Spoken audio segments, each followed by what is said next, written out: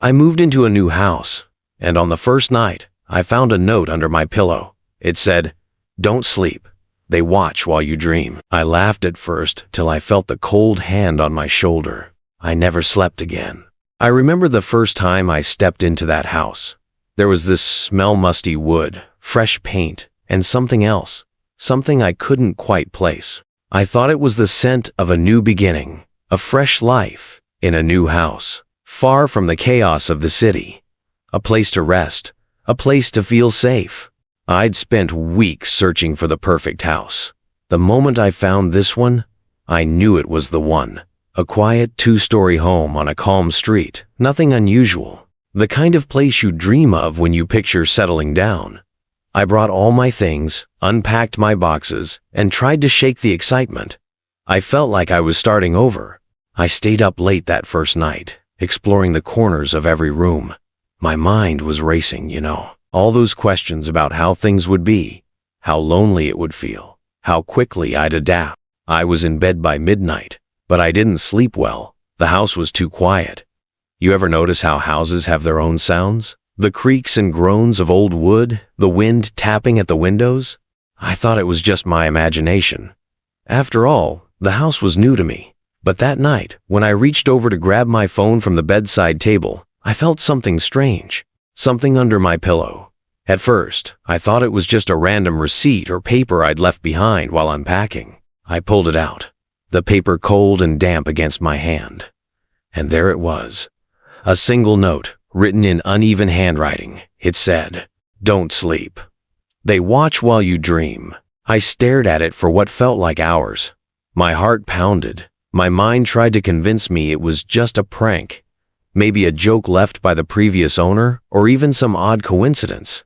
But the words lingered in my mind, gnawing at me. My hands shook as I put the note back under my pillow and tried to tell myself it was nothing.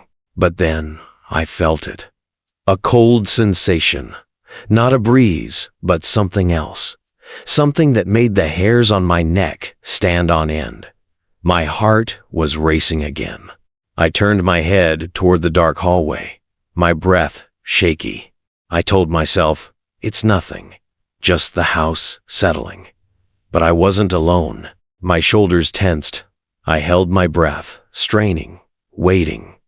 And that's when I felt it again. A hand, cold and clammy, resting on my shoulder. I froze. My body was rigid, like I'd been paralyzed. I didn't dare move. I knew that hand wasn't my own. I knew this was real. My heart was in my throat as I gathered the courage to turn, to see what it was. But I never got the chance.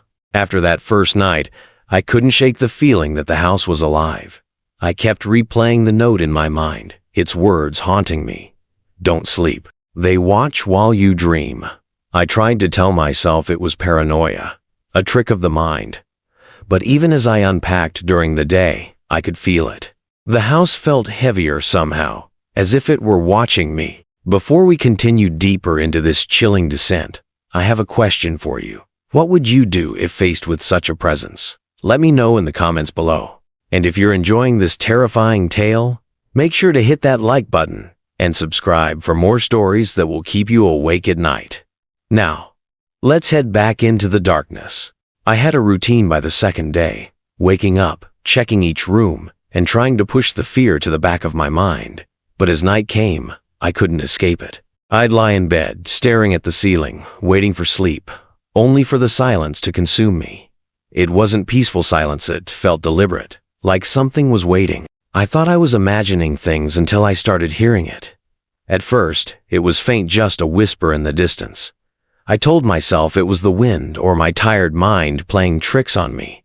But it wasn't the wind. It sounded deliberate, like someone calling. At first, it didn't make sense, and I ignored it. But by the third night, I could no longer deny it. I would wake in the middle of the night, heart racing, to hear it again, soft, unintelligible, but unmistakably there. It would start faintly, and as the hours dragged on, it would come closer. My pulse quickened each time. I'd tell myself, it's nothing, just the house, maybe the old pipes. but I could never shake the feeling that it was more, that I wasn't alone. By the time the fifth night came, the whispers felt real. They came and went, but they were not random. There was a rhythm to them, as though they were deliberate, almost as if they were trying to communicate. Every time I listened, it felt like they were saying something, but I couldn't make out the words. My mind was spiraling. Was I losing my mind? Or was there something inside the house with me? I started checking every corner of the house before bed, searching for the source. I searched the closets, the dark hallways, even the windows, but there was nothing. The house seemed empty, just a house. But the feeling wouldn't go away. It lingered. It built in my chest, tighter and tighter, until I found myself afraid to close my eyes. I would lie there for hours, fighting sleep, because I knew what would happen, and every time I tried, the whisper would come. Closer this time, louder. And that's when I knew. It wasn't in the house. It was around me. Watching, listening, waiting. I knew I couldn't go on like this anymore. The whispers were relentless, and each night felt longer than the last. I was starting to believe I would never find peace again. I couldn't ignore it. I had to confront whatever it was. So I began my nightly ritual of staying awake, dreading what I might find if I closed my eyes. The thing is, when you're alone, time begins to lose meaning. The hours drag. Sleep becomes an enemy rather than a reprieve. I tried reading in bed, but my focus would slip as soon as my mind wandered to the sound of those whispers. Sometimes, I'd stare at the dark hallway just outside my bedroom door, wondering what was there. I'd tell myself that the house was old, that old houses groan, shift, and settle. But it was more than that. On the sixth night, I reached my breaking point. I lay in bed, shivering, unable to quiet my mind. The whispers had taken on an almost tangible form, coming closer, as though they were directly next to me. I was afraid to move, afraid to breathe, but more than anything, I was afraid of what would happen if I allowed myself to drift into that dreamless, suffocating state of sleep. And then I felt it. It started so small that I thought it was nothing at first: a brush, a sensation, a breeze perhaps. But it wasn't a breeze. I felt it against my shoulder, a cold, clammy sensation, something I could not ignore. My breath hitched and my body tensed. I froze completely still, trying to convince myself it was all in my head. But it wasn't. I turned my head very slowly, forcing myself to stay calm. But I knew what I'd feel if I did it. I was certain of it, and yet, I turned. My entire body felt numb as I did. My heart pounded harder with every millimeter my head moved. And there it was. A hand. Cold, damp, clammy. The kind of hand that feels as though it could drag you into a freezing dark void if you let it. It was resting on my shoulder, still there, unmoving, unyielding. I gasped, trying to pull away, but my body wouldn't listen. My limbs felt paralyzed. I could barely breathe. I told myself it was a dream, but I could feel the fingers, long and skeletal, gripping me just enough to make me understand that this was no dream. The hand didn't belong to me. It wasn't my own. It was real. I could feel the presence behind it, just beyond my vision, but I couldn't summon the strength to move. My entire body was in a state of panic, like I was trapped under some invisible force. I could hear my heart now thudding louder, a dull, frantic rhythm that pulsed in my chest like a drumbeat. I wanted to scream, but I couldn't. I wanted to fight, but I couldn't. I could feel the hand move, just slightly, as if testing me, and that was enough to make me lose every shred of composure I had left. Suddenly, I forced myself to move. I had to. I used every ounce of strength I had left, summoning all my willpower, and twisted my body, flinging the hand away. I rolled over onto my side, gasping for breath, my entire body shaking. I could feel the heat of sweat on my skin, my chest heaving. I dared not turn back toward the hand, toward the thing that had touched me. My breath came in short, shallow bursts. My hands were trembling as I gripped the blanket tighter. I stayed that way for what felt like hours, too afraid to look, too afraid to move. My body felt weak, spent, broken. But then the whispers came again. They were louder now, more insistent, and they sounded almost alive, like they were speaking to me directly. I could hear them without words, this time images, feelings, memories, fragments of terror. I could feel their meaning, even if I couldn't understand the words themselves, and I could feel it coming from inside the room. Slowly, I gathered what strength I had left and forced myself to get out of bed. I didn't know if I would find answers, but I couldn't just stay there. Not anymore. My fingers felt cold as I gripped the edge of my bed and made my way toward the hallway, taking hesitant steps. My breathing was shallow and uneven. Every step felt like I was walking through mud. The house was silent. Too silent. But I could still feel it, the presence, like it was all around me. I reached the hallway, and the feeling intensified. My body was trembling now, but I kept going, one step at a time, my eyes darting toward every dark corner. The shadows felt alive. They weren't just shadows. They moved. I could feel them watching me. My hands clenched as I pressed against the wall, barely able to move. The cold sensation of that hand lingered on my shoulder, like a memory I couldn't shake. I didn't know where to look, where to go, what to do. I felt trapped. And just as I thought I could gather the nerve to scream, a new sound came. This time, it came from the stairs. The sound of footsteps. Distant, deliberate, approaching. My entire body went cold. I froze, my breaths coming harder now as I tried to make sense of it. The footsteps came closer and closer. My heart felt like it would burst in my chest. I couldn't tell if I was imagining it, but the presence was there, real. I could feel it getting closer, until it felt as though I could almost see it. And that's when I knew. I wasn't alone in this house anymore. I stood there in the dark hallway, my heart pounding so hard it felt like it would tear its way out of my chest. The sound of footsteps was closer now, deliberate, cold, each step shaking me to my core. I could feel them in my bones, each step pulling me into a deeper pit of anxiety. I wanted to run, to flee, but my body felt as though it were locked in place, chained to this horrible sensation. The sound of footsteps grew louder, as though someone was deliberately approaching. The fear was building. I glanced toward the basement door. It loomed ahead of me, shadowy and threatening. My hand hovered over my chest as I tried to calm my breath. I could hear my own heartbeat, each beat harder and faster. The sound was alive, and then I heard the creak again. This time, unmistakable. It came from below. I froze, every muscle in my body on high alert. My hand gripped the wall as I tried to find my balance. I stared at the door, my breath shallow.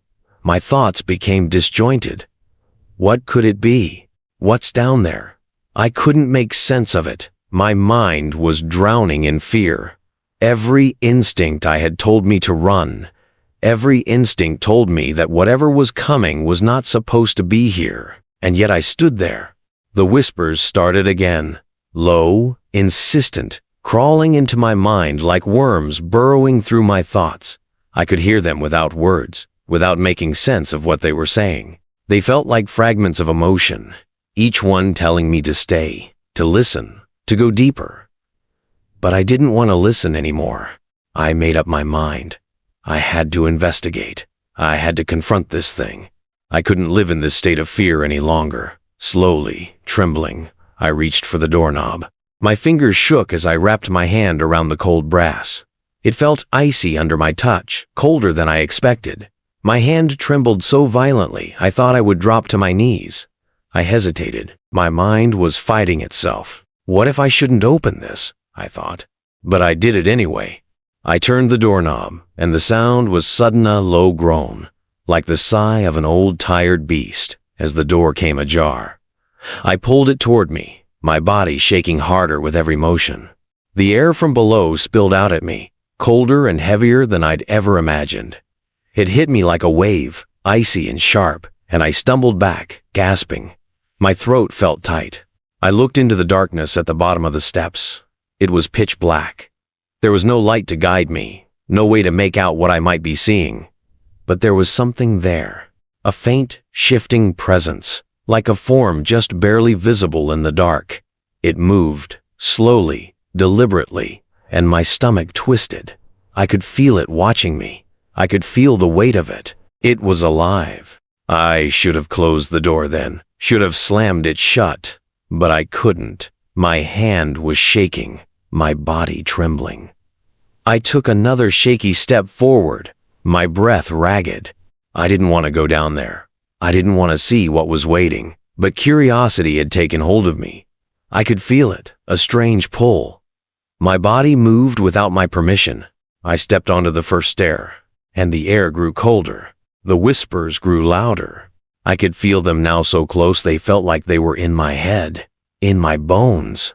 They spoke in low murmurs, a language I couldn't understand, but that felt ancient and alive. My breath came faster. I took another step, my hand gripping the rail for stability. The old wood groaned beneath my feet as though it were alive, as though it could sense my fear and wanted me to stop. But I couldn't stop. I took another step, and then another. The air felt as though it had come alive, twisting around me, cold fingers clawing at my skin.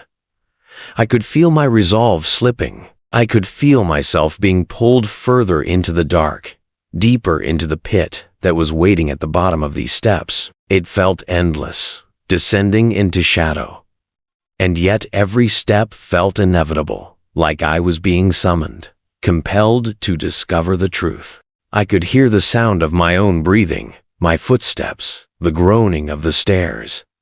It felt as though the house itself was alive, shifting beneath me, alive with secrets and whispers and shadows. I wanted to turn back, but my feet wouldn't obey. The shadows became shapes. I could make out outliness, something long, something human-like, but wrong. The presence at the bottom of the stairs was real, and it knew I was coming. I had no idea how far down the steps stretched, but I couldn't stop. I continued down, every step feeling heavier, every sound amplifying the dread in my chest. My legs felt weak, but I forced myself to descend. Fear was like a wave now, crashing into me again and again. The darkness felt oppressive, as if it would swallow me whole. I was about halfway down when I heard it. A sound, a low, soft, scraping sound, like nails on wood. It came from below, and my entire body went cold. I reached the last few steps, my breath coming in short, shallow bursts. My legs felt weak under me, trembling with every ounce of fear I had left. I could feel the presence now, sharp and alive, like a living thing that had waited for me. The air was colder down here, almost unbearable, wrapping itself around me like icy fingers pulling me toward the dark. My heart felt like it would burst as I took the final step into the basement. The darkness was absolute. It enveloped me, closed in on me from all sides, and for a moment, I thought I would collapse right there. My body was shaking uncontrollably. I could barely hold myself up, but my eyes were glued to the shape that waited for me at the far end of the basement. It was there, larger now, more defined. The shadows took on form, and I could see a figure, not completely, but enough. It was standing at the far wall, motionless, and it was watching. My breath caught in my throat. My mind couldn't make sense of what I was seeing. It looked human, but it wasn't. The way its outline shifted, the way it seemed to breathe in the dark, it felt wrong, unnatural. I could feel its presence in every nerve in my body. I knew I shouldn't be here, but I was. My steps felt heavy as I tried to advance, my feet unwilling, fighting against my fear. But something compelled me. Some part of me had to know. I took a shaky breath and forced my voice out, my voice sounding weak, uncertain, trembling. "Who's there?" I asked, but the sound of my voice felt like it vanished into the shadows before it could reach anything. I tried again, louder this time. "Who's there?" Still nothing. The figure remained still, unmoving. It felt alive. I could feel it staring at me, the pressure of its gaze pushing against me like a physical force. My heart beat so hard I thought I might faint, and then it moved.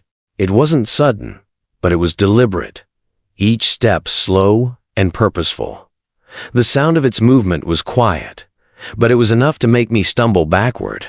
I gasped, my body shaking as I tried to steady myself. I could feel my pulse roaring in my ears, and the fear was building higher and higher. My legs refused to carry me, but I couldn't stay still either. I had to make a choice. I could feel that choice pressing on me. What was this thing? What did it want from me? I tried to piece my thoughts together as the figure took another step. My mind raced, but my body felt locked. I could see it now, the outline of its form, almost skeletal, but solid enough that I could make out its shape. The shadows moved around it, curling like smoke, and I could see its hands. Long fingers, claw-like, reaching toward the air, as though trying to pull me closer. I could feel the air grow colder with each step it took toward me. I could feel its intention. It didn't speak. It didn't need to. Fear was enough. I could feel it in the air, in my chest, in my bones. It knew that I had come this far. And then, in a voice that wasn't a voice at all, but more like a whisper, I heard the sound again. Words, but not clear. The whispers from before. I couldn't make out the language, but the sensation was unmistakable. Stay. Something tugged at me, pulling me toward the figure. My mind was in chaos. I couldn't think, couldn't breathe. The pull was so strong now. Every step I took felt harder. My body was shaking, my knees weak. I tried to run, but I couldn't. My legs felt like they were cemented to the floor, the air like ice. My thoughts screaming at me to run, run, run. But I stayed. And then it was right in front of me. I could see its face, or what should have been its face. It was shadowy, featureless, but I could feel its gaze piercing into me. My body felt paralyzed, frozen in place. My entire will fighting against this unseen force. I could feel my knees trembling as I gasped. I knew this wasn't just fear. This was something ancient, something old and unknowable, something that had existed long before I ever set foot in this house. I could feel its hand reach out toward me. The air was sharp, cold, colder than death itself, and I knew if that hand touched me, I would be lost. My mind went blank. My body shuddered under the pressure, and then, in a final desperate effort, I pulled myself back. I took a step back, gasping, forcing my body to move. Fear gave me strength as I pushed myself. One step at a time, I felt the pull weaken. I felt the shadows retreat. I turned toward the stairs. I ran. My feet were clumsy. My breath came too fast, but I didn't stop. I sprinted up the steps, the sound of my own heartbeat in my ears, my muscles screaming with every step. I didn't look back. I could feel the presence behind me, but I refused to give it the satisfaction of knowing it had claimed me. I pushed through the door at the top of the stairs and slammed it shut, gasping, falling against it. I was safe, but I knew I wouldn't be for long. The whispers still lingered in my head. They always would.